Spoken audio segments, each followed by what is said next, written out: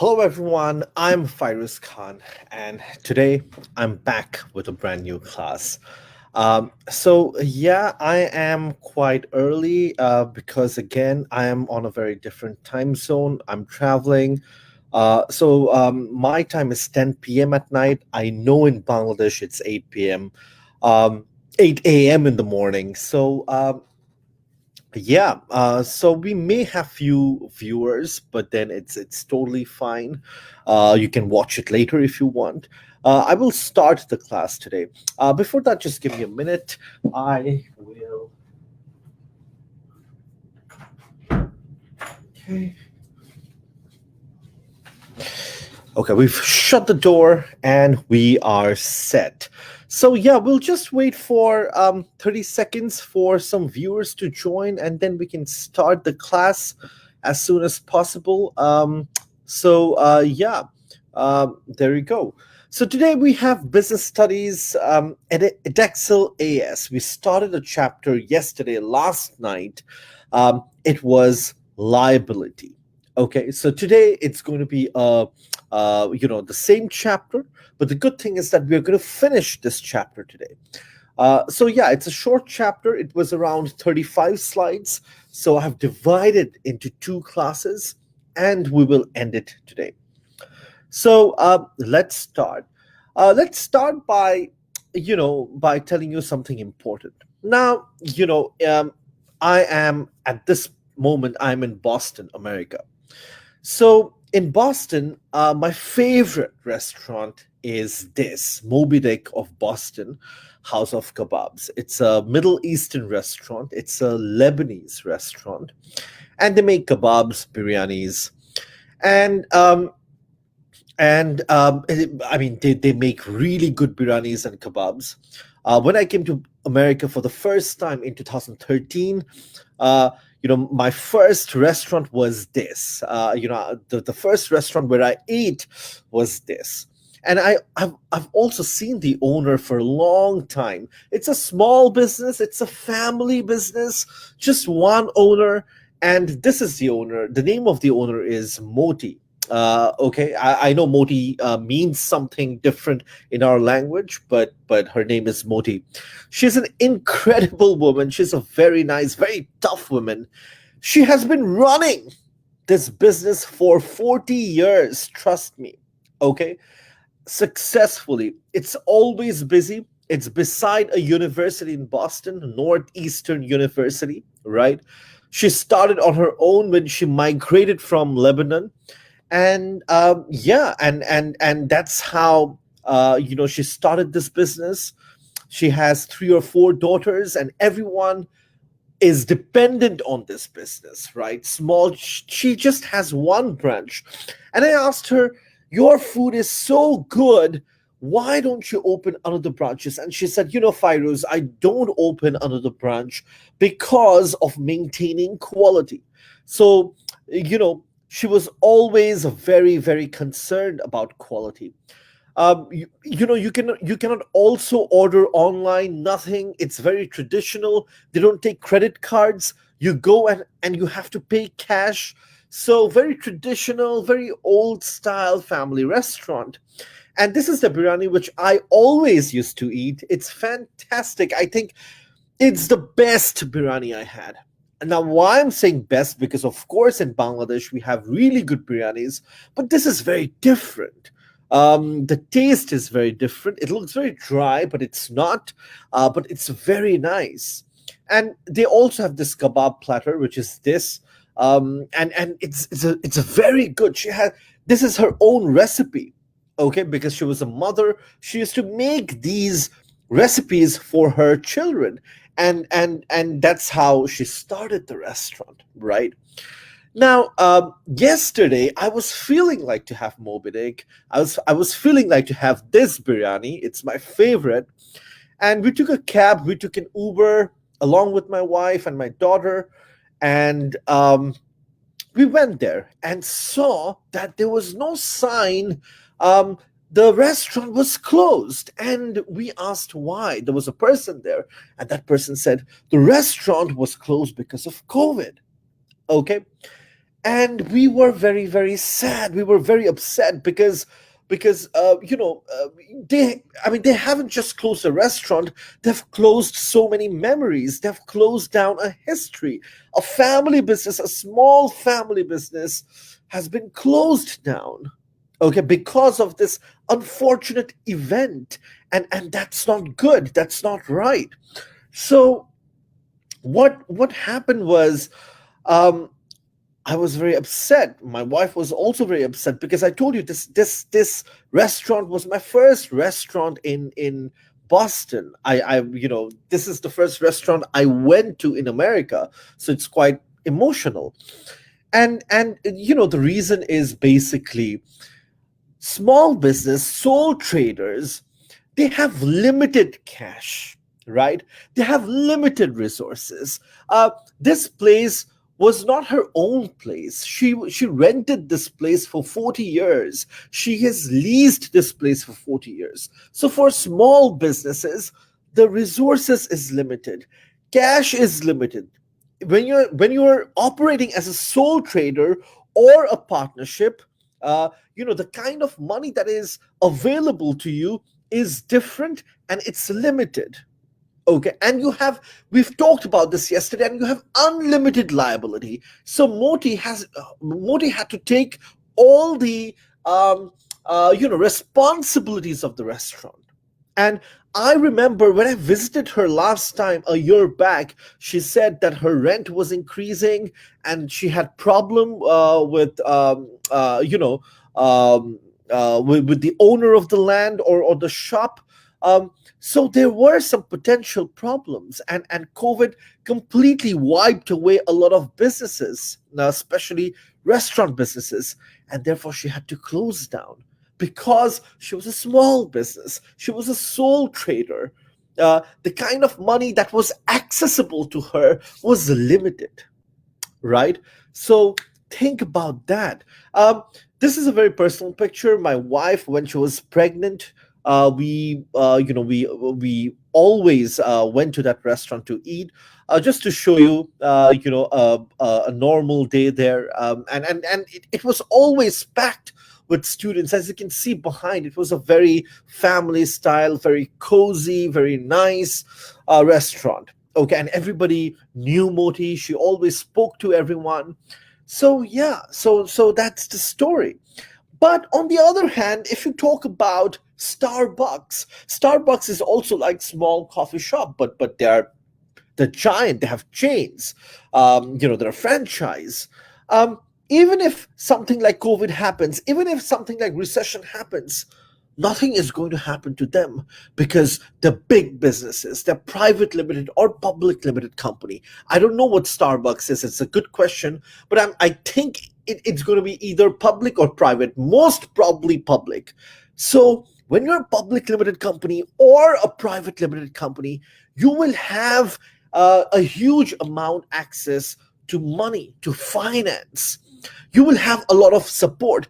You will have a lot of resources. Most of the stores that Starbucks has are owned by them.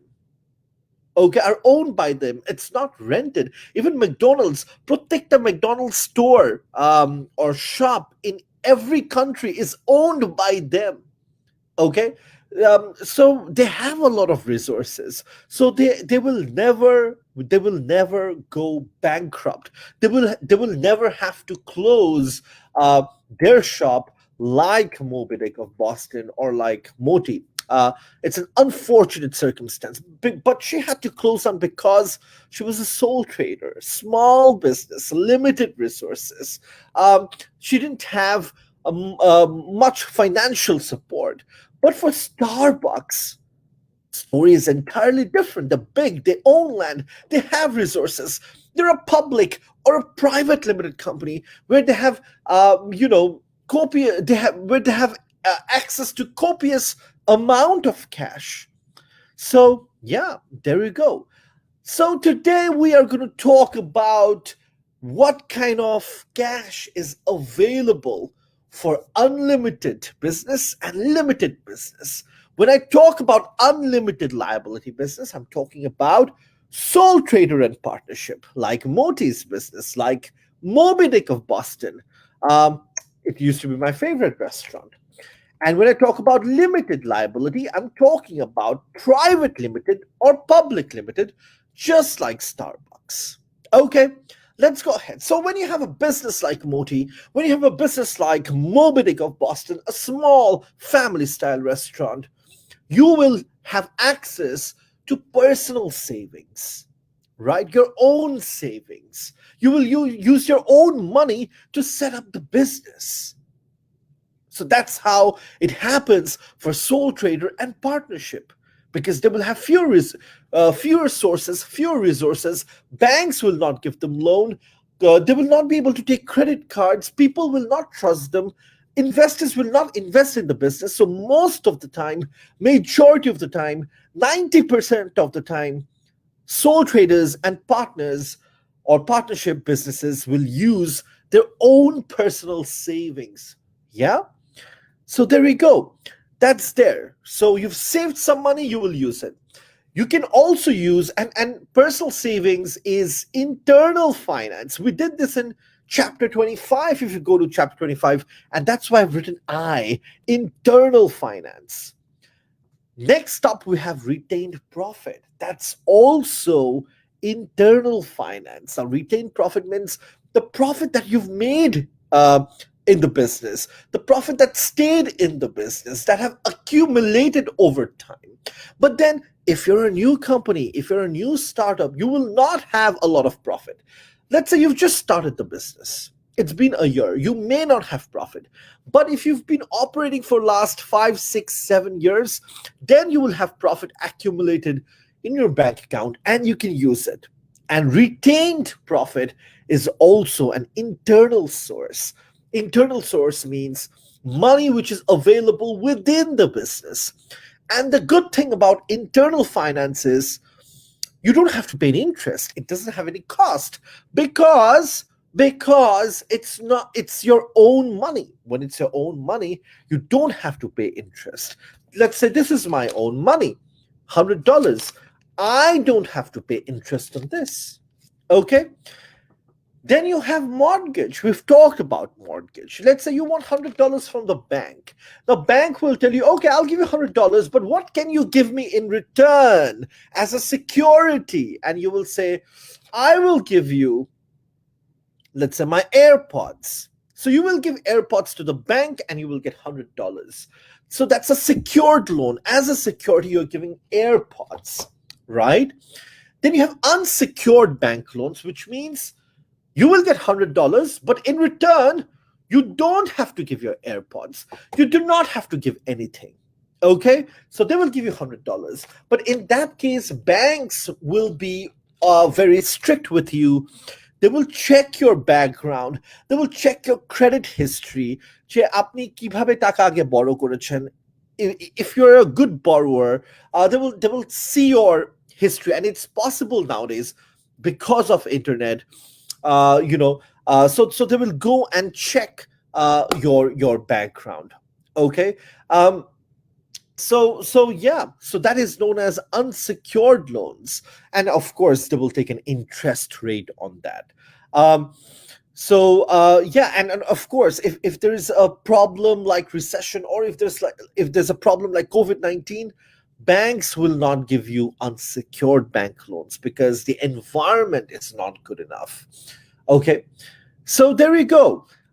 Anything else? Okay, then we have peer-to-peer lending. We've talked about this. We've discussed about this in chapter 25 or chapter 26.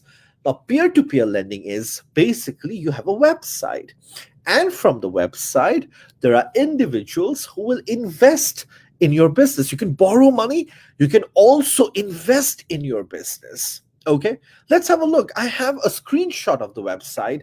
Now, there's a very popular website called Lending Club. And if you write lendingclub.com, you can go. This is their homepage. Okay, you can just type in here how much cash do you need. You can write $5,000 and you can write what money is it for.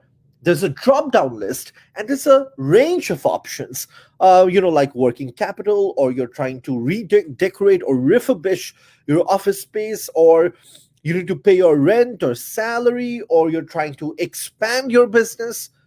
And then just check your rate, and they will give you all sorts of information. So if you click here, borrow, you can apply for personal loans, you can apply for business loans ranging from $5,000 to $500,000.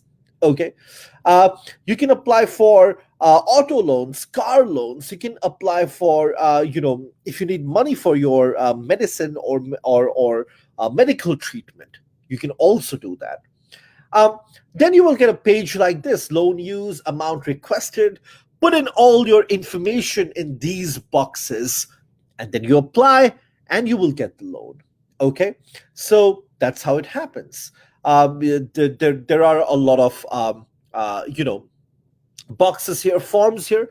Make sure, if you're applying for a loan from peer-to-peer lending website, you write everything down. Now, why would you want to use a peer-to-peer lending website? Because it's easy to get a loan here, because banks will ask so many documents, so many papers. It takes a lot of time. But in peer-to-peer lending, it's quite easy. It's a straight process.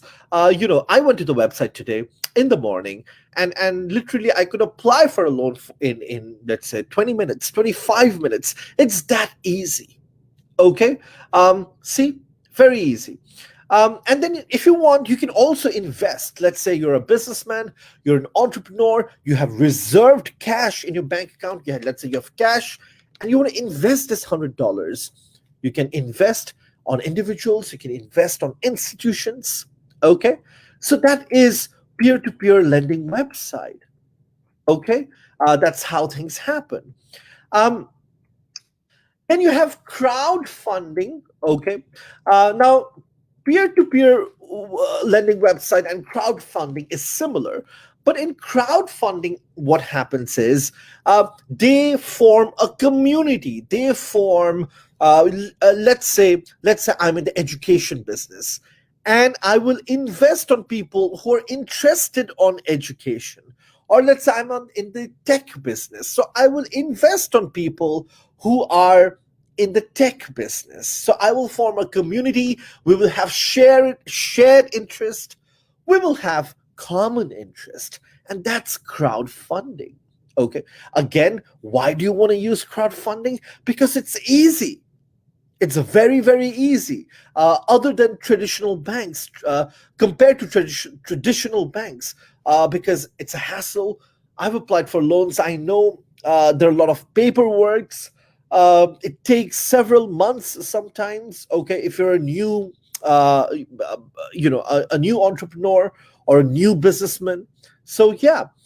Now, if you write GoFundMe is a crowd funding website, and it's so simple. It's a clear page. You go inside, you tap on start crowdfunding, and this is how you do. You start your campaign, what you want to establish, what kind of business you want to do, share it with friends, and then people will invest in your business. Okay, so it more happens like a community, like a family. Okay, this is the education family, this is the tech community, this is the clothing community, this is the shoe community, and that's how it happens. Okay. All right.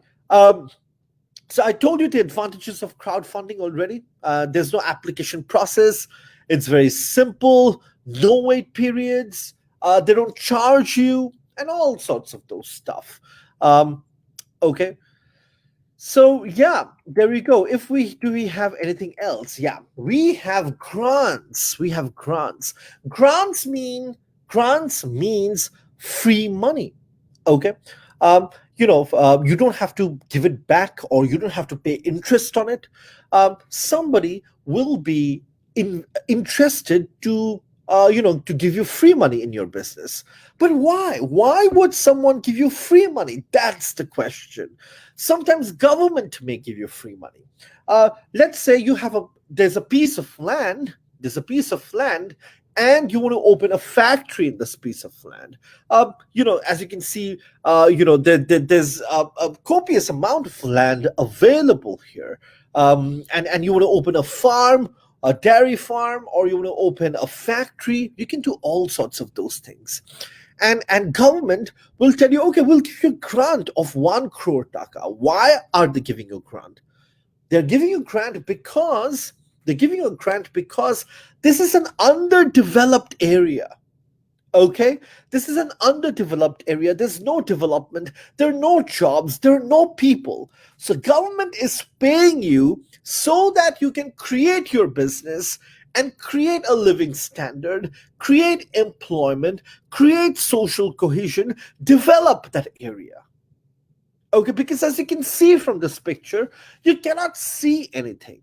And that's why the governments will always look out for companies who are willing to go outside the city, who are willing to take the risk and develop certain areas. Okay?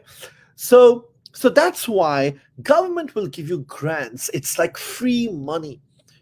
And there are some conditions to qualify.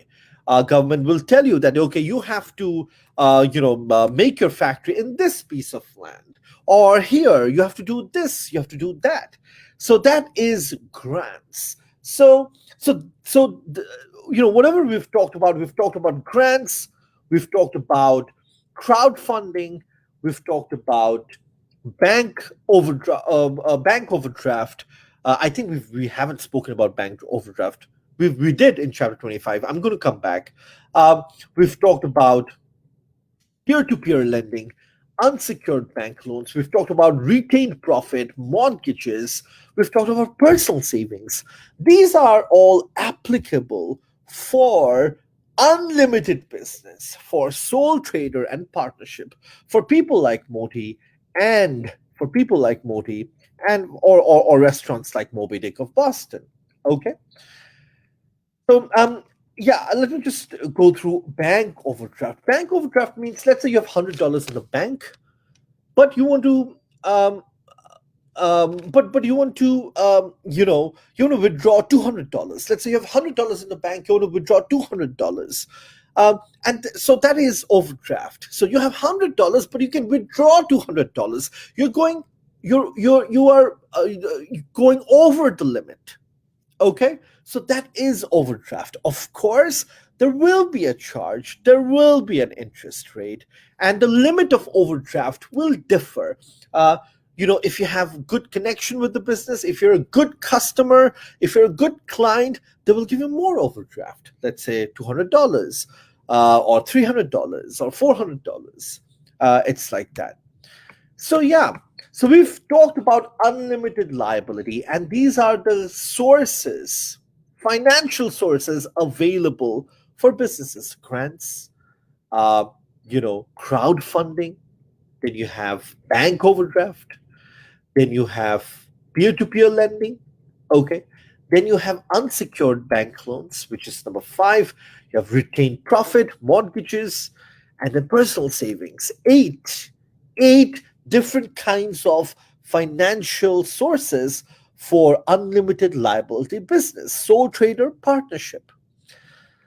Now, for limited liability, let's go ahead. Let's make the conversation, let's make the class more interesting.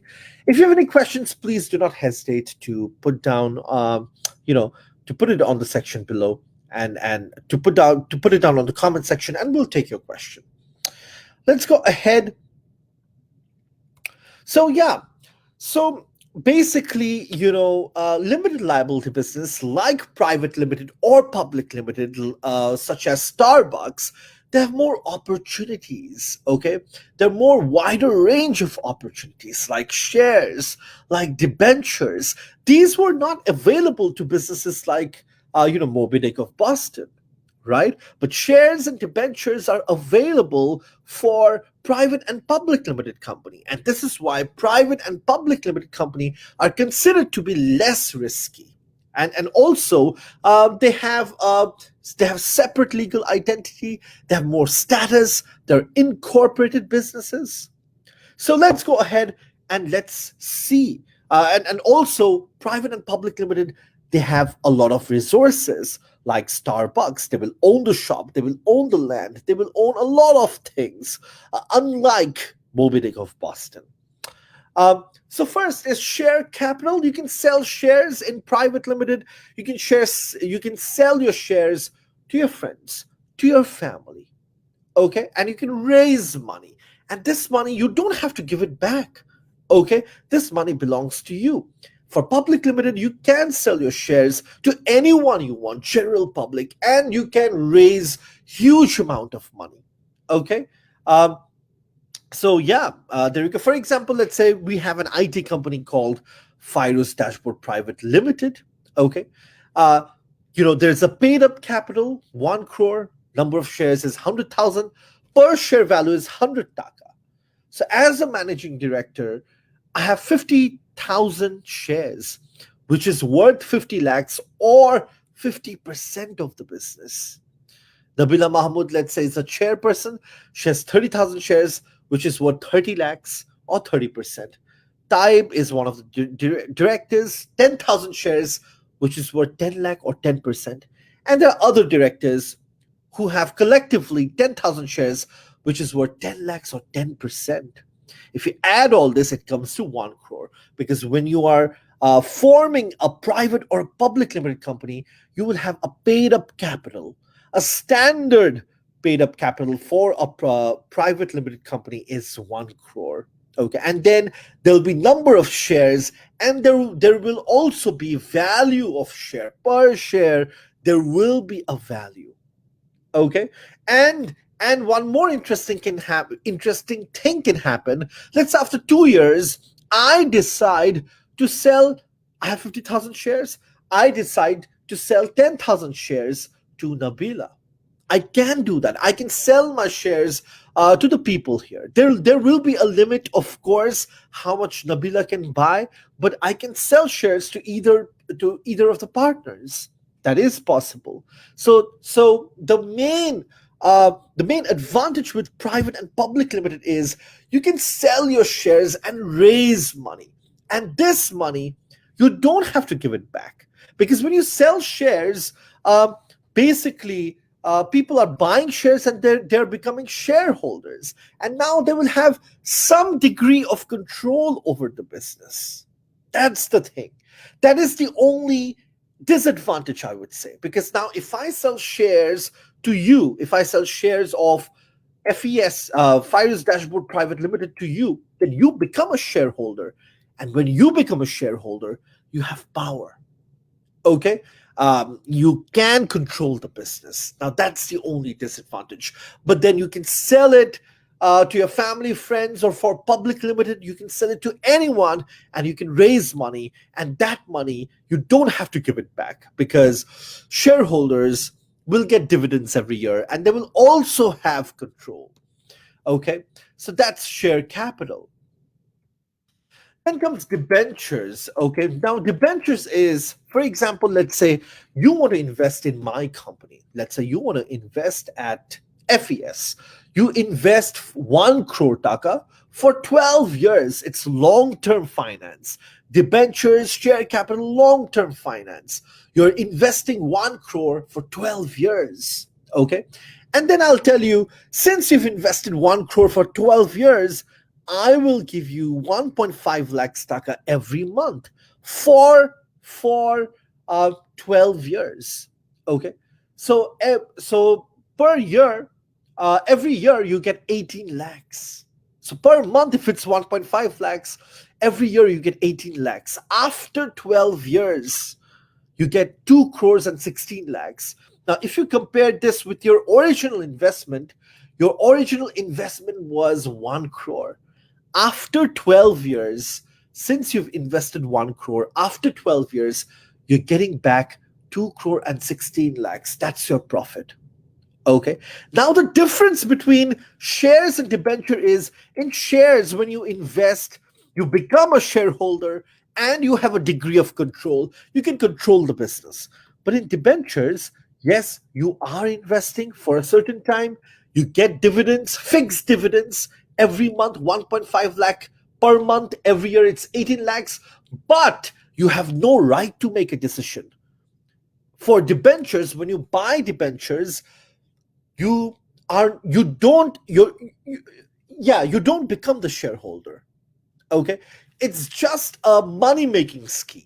You are investing 1 crore to make money, because after 12 years you'll be making 2 crores and 16 lakhs, which is almost double of the money.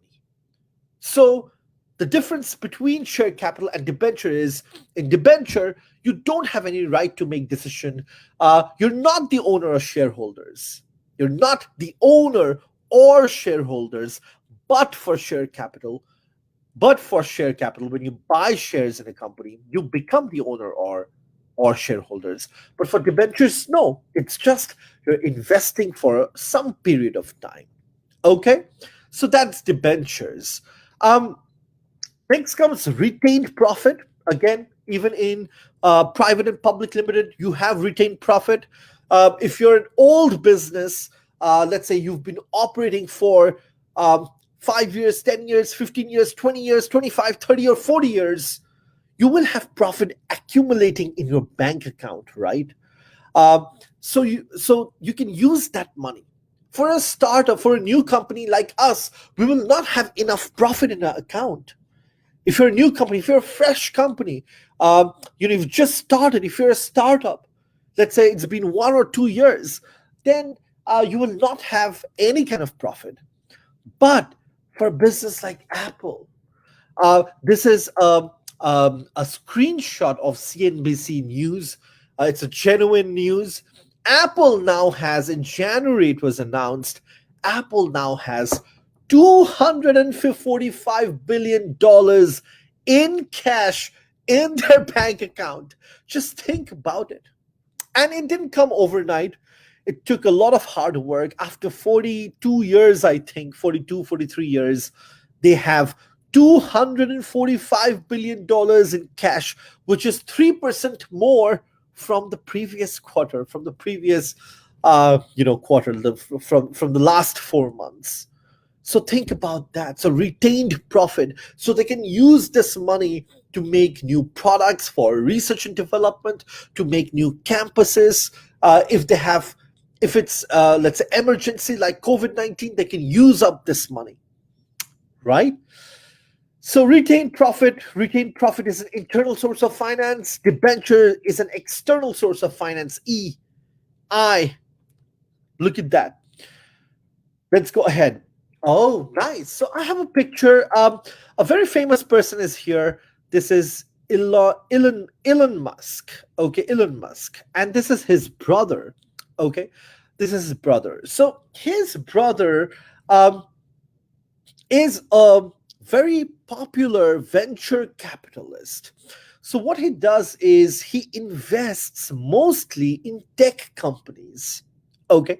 Now, venture capitalists are those people who will invest in a business not in their initial stage. They will not invest in a startup. Let's say initial stage means you started a business, it's been 1 year, but venture capitalists will invest in a business which is like 3, 4, 5 years old, and they will invest. And he's basically, invested in PayPal with his brother. He's invested in SpaceX. He's invested in Tesla. He's invested in a lot of restaurants also. Okay, online restaurants. So he's a very popular, well-known venture capitalist, and venture capitalist is also an option for limited liability companies like private limited and public limited. Okay, so there you go. And when they invest in your business, they will take a share. Okay, 15%, 10%, 5%, 20%. It depends on the money. Okay, and they will have some degree of control, which means they will have their say. They will have the right to make decision. Okay, so there we go. So that is venture capitalist. And then and then we also have business angels. Business angels is similar to venture capitalist. The only difference is business angels invest in different kinds of businesses, and they also invest in startups, new businesses. Let's say you've just started your business. Okay, it's been 6 months, it's been 1 year, and they will invest in your business. And that's why they're called angels. Okay. And of course, when they invest in your business, they will take a share. And when they take a share, that means they will have some degree of control. They will make decisions. Okay. And as it's written, they're more inclined at earlier stage, when it's a new company, when it's a startup, when it's been 6 months or 1 year, they will invest in the business.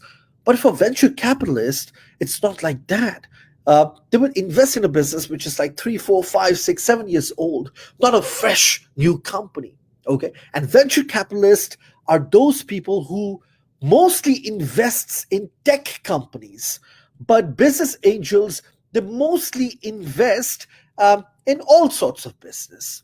Okay, but it's very difficult to find business angels, because when you start a new business, nobody trusts you, because you're a new entrepreneur. What credibility have you got?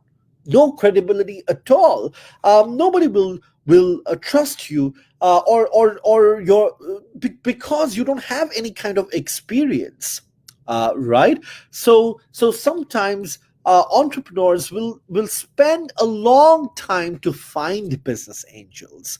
Okay, but then again, that's not good. Instead of finding business angels, you should develop your business. So it's difficult to find business angels, at, because they invest at the initial stage, and people will not trust you at the initial stage.